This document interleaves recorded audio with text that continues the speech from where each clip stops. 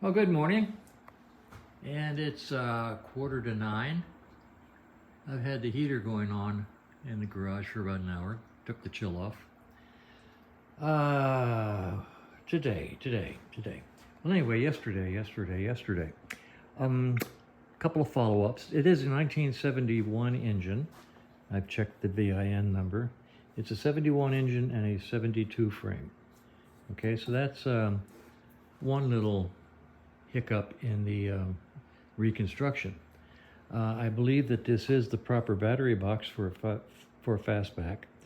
The other one that I have it goes sideways and wouldn't let the oil tank mount. The tail section is on. I did space the ears out with a washer so that they clear the side rail nicely without being bent. That was the question asked. I've got the new knobs on. I have not put the pin in yet, the locking pin. I'll take the locking pin out of the old knobs and put them into this one. And the rear fender is apparently an earlier model. Maybe it is 71 on this 72 frame. It could also be earlier than that. That's up in the air. The installation is actually pretty firm. It bolts to the tail section license plate bracket beautifully. It bolts to the mount going up into the tailpiece beautifully. It comes forward and lands right down here with the one hole right at the level of the triangular plate. And it only missed by about a half an inch, maybe a little more, where I put a small spacer in there. I think I possibly could have forced it to go forward, but I didn't want to do that. So anyway, it's a good solid installation, even though that fender probably doesn't go with this frame. It's a good installation. It'll be just fine. I mean, it's solid as a rock. I feel good about it. Yesterday was very, very frustrating. Took me a long time. The good news is I consider that my time that I don't charge for. You know, learning how to put these things together. I call that OJT, on-job training. I've been doing this stuff for 20 some odd years, and I still run across stuff that takes me longer than a professional mechanic working on these bikes for a living back in the 1960s, 70s would have been able to do the job. Yeah, so I don't charge for that extra time. That just wouldn't be fair for me to charge for my learning experiences. So anyway, it's coming along. I'm going to get the oil tank and bring it over here and see if the oil tank mounts match up to the frame and maybe get that oil tank installed today. And if it goes smoothly, hook up the oil lines and then maybe even try to drop on the tank. Oh my, the adventure continues. That's the plans for the day. We'll see what really happens. I've got the oil bottle here. Beautiful, just absolutely lovely. You don't even feel the decal under the clear coat. It's beautiful. I cleaned up the surface where the drain plug meets the tank. Have a nice crush washer in there. I cleaned the plug itself. Took the covers off of the different pipes where they'd been covered.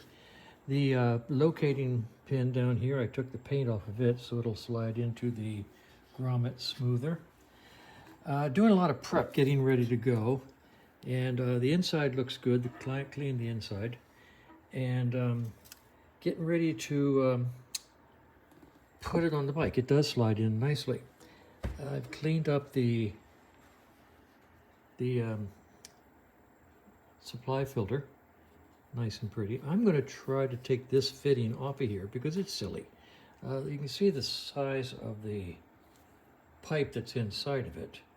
There's no sense in having this great big fitting on a small pipe, especially when that small pipe, walking, over here, is the same size as the small pipe on the other side. Why have a great big fitting up here if you've got a small pipe inside of it going to a small pipe down here? It's just silly. So I'm going to try to get that off. Oh, by the way, while I'm over here, here's the grommet that fits the bottom of the tank. The tank fits in here nicely. And I'm hoping the installation will be smooth when I do it in just a few minutes. In the meantime, I want to show you something that I discovered. This could have been very bad news, big bad news. Okay, let's see if I can prop this up. This is the return line for the oil coming from the engine. I'm going to shine the light down in here. I'm going to zoom in. Let me zoom this thing. Okay, take a look. Can you see it? It's completely occluded, clogged up. So I've got to clean that. I found that because I was just, giving it some human supplied pressurized air.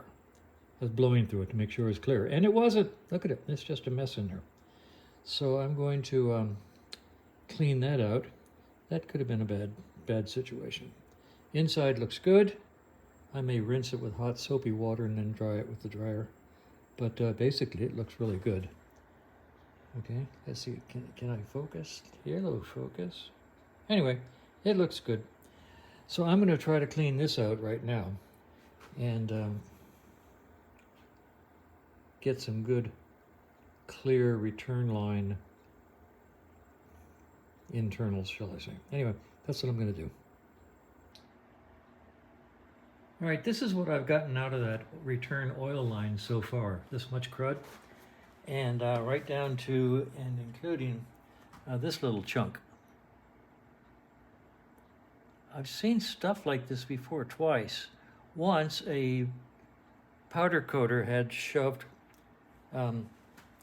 paper into the different oil lines and never took it out, and only because I checked did I find it. This is somewhat cleaner.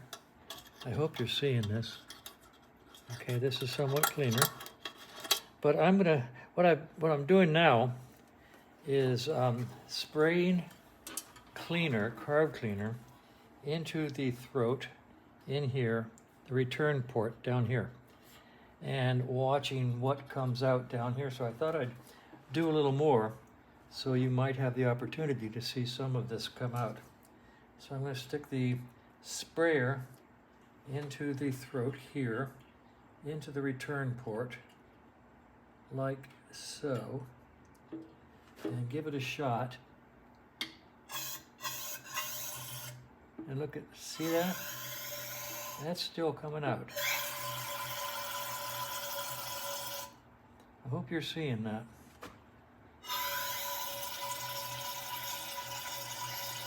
At least it's flowing now.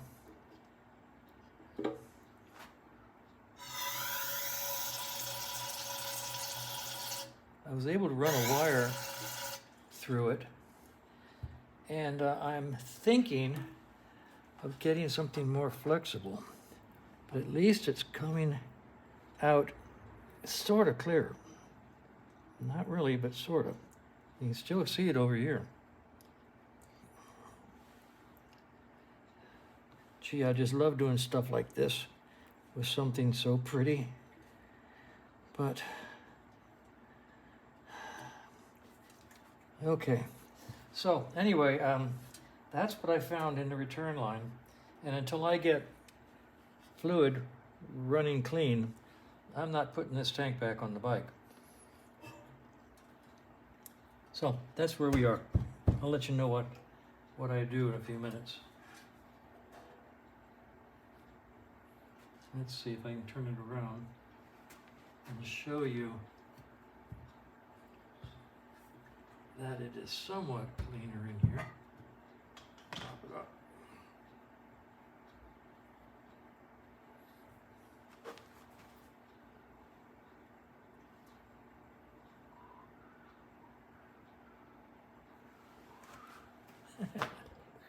Okay, even with all that cleaning,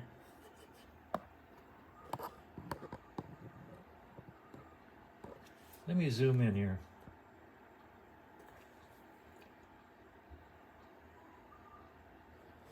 Can you see in there with all that grunge? even with all that cleaning, there's still grunge in there. I'm going to have to get a really thin spring, maybe a long, thin spring will let me get in there and clean that stuff out.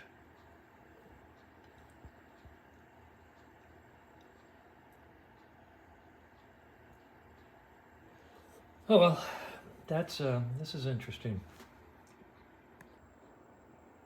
All right, I've been shooting carb cleaner through the return line, getting a lot more stuff, including this little plug right there. That's additional to that one I got before, using these wires to go up and down inside the tube, trying to break it free. I wanted to stop and show you something because I had just given the bottom exit tube down here a little bit of human supplied positive air pressure to see if I could not blow something out the other end, and I felt something go pop, let go. Something in there let go. So I came up here and took a look in here, and I want to show you, can you see, well, let's see if I can make this thing focus down. Right there. Look at that big glob of something jammed in the exit hole of the return tube. Now I'm going to try and get in there with an X-Acto knife and a probe and I don't know what all, and try to get that out of there because that is the biggest obstacle I've seen so far. So the project continues. And I got it. Right out of that hole. Here it is on the end of my tweezers. That was inside the return tube.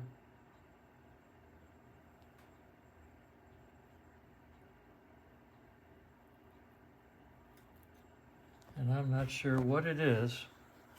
It's fibrous.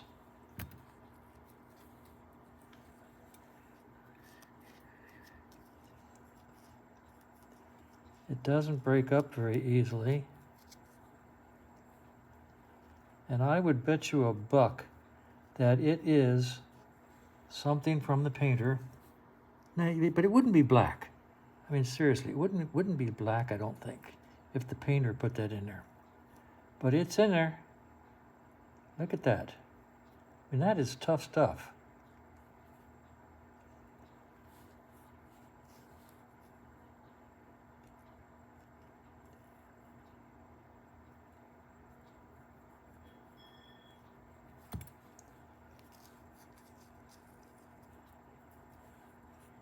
That's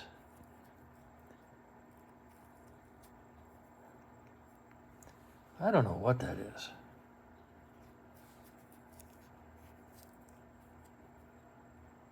That's fiber. That's fabric.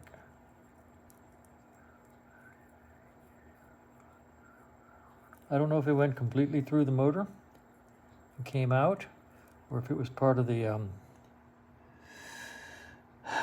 oil system, or what. But anyway, let's see. Can you see that? So much fun doing this by hand. It's open now, so I'm going to spray a whole lot more cleaner through there and then some oil and see if I get a clean fluid through it so I can put this tank on the bike. Okay, that's where we are.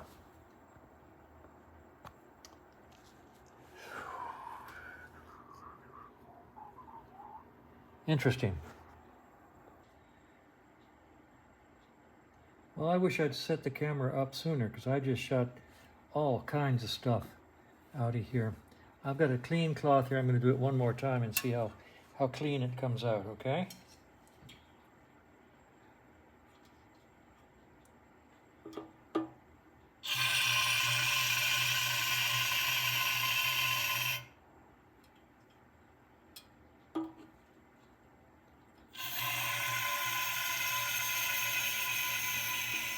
I think we've got it.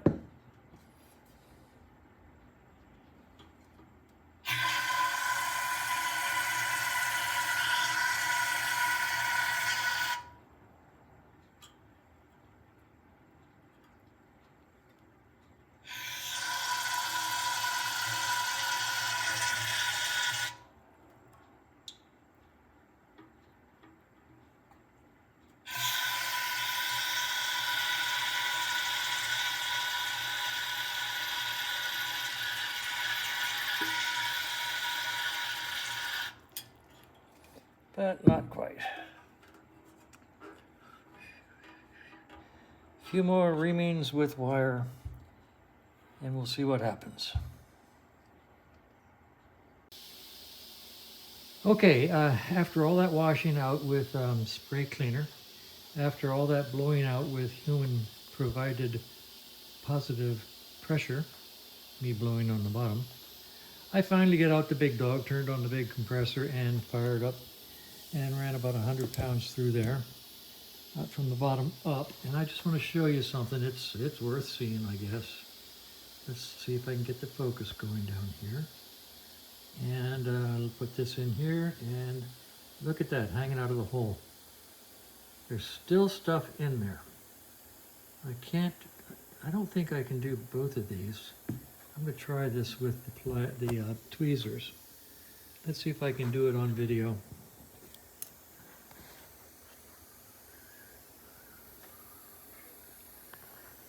I can't see what I'm doing.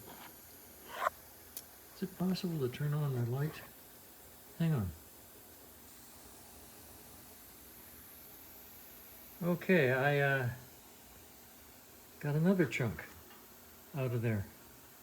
And looking down in there, I can still see more down inside the pipe.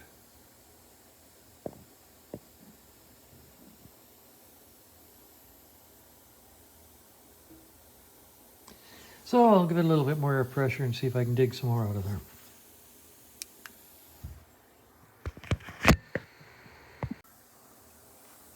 All right, this is getting downright silly. I just got this. I can't get the camera up there, Frank. Where's the camera? I just got this out of there using the high pressure air. Let's just put that over there with that.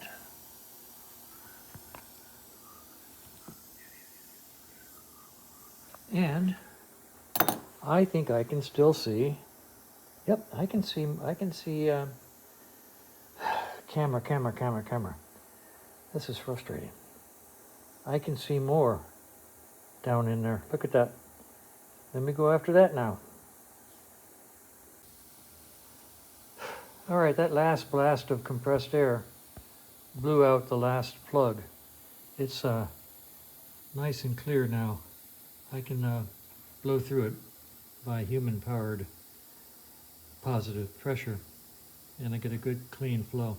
I'm going to rinse it out a few more times, then I'm going to take this over and rinse the whole tank out with hot soapy water, and take it from there. Oh my, all right, so it's 11 o'clock, and I guess I've been prepping this tank for about 2 hours. This is a collection of the plugs that were in the oil return tube inside the oil tank. I don't know why they're in there, how they got in there. I don't know how many got in, why so many got in there. If it was originally one big plug that somebody put in there. I don't know. I just don't know. I don't know. But it's clean as a whistle now. I just ran a whole bunch of carb cleaner through it. I took it over into my sink and washed the whole thing out with hot soapy water and then hot water rinse. And you can see in here now it's clean as a whistle. Let's see if I can get it to focus down by tapping here. Yeah, how about that? So that's nice and clean. When I give it human provided positive pressure on the bottom end, it comes up here just beautifully, nice and clean, easy flowing. So I'm happy. And I'm going to put this, some hot air through here with the heat gun to dry out the inside, and continue with the installation of the oil tank. Okay, well, it's, what is it? It's just before 4 o'clock. I'm going to call it a day because I'm a little tired. I have not been working on the bike all day long. I put in a couple hours and got some work done. I've got the oil tank, oil bottle hung in place.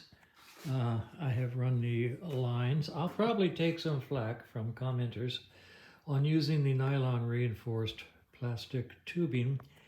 But guys, I've been using it for 20 years. Yes, it turns brown. Yeah, it turns sort of hard, but it doesn't fail. I've never had a failure. If you have personally had a failure on your own bike or anybody else's bike, if you personally have had a failure, let me know. On the other hand, if you are quoting they say don't do that. They say that doesn't work. They say that's not a bad idea. Well, that is a bad idea. If you're quoting they say, I don't want to hear about it. I've heard all the stories.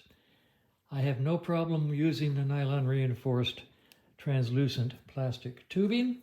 I like seeing the oil travel down into the engine and back up out of the engine when I start it for the first time. So anyway, a little bit of preemptive. Please don't chastise me for using something you disagree with. Because I'm not going to, because over there is a 100-foot roll of it that I buy and use it, and have been using it for 20 some odd years, and I'm going to keep using it. So that's where we are. The tank is hung. The tubes are in place. I can run the crankcase vent up to the tank now and out of it. And Fastback tanks, side tank, oil tanks are just a real adventure. So that was accomplished today, and it took a lot longer than I expected, but it's in, and I'm going to call it a day.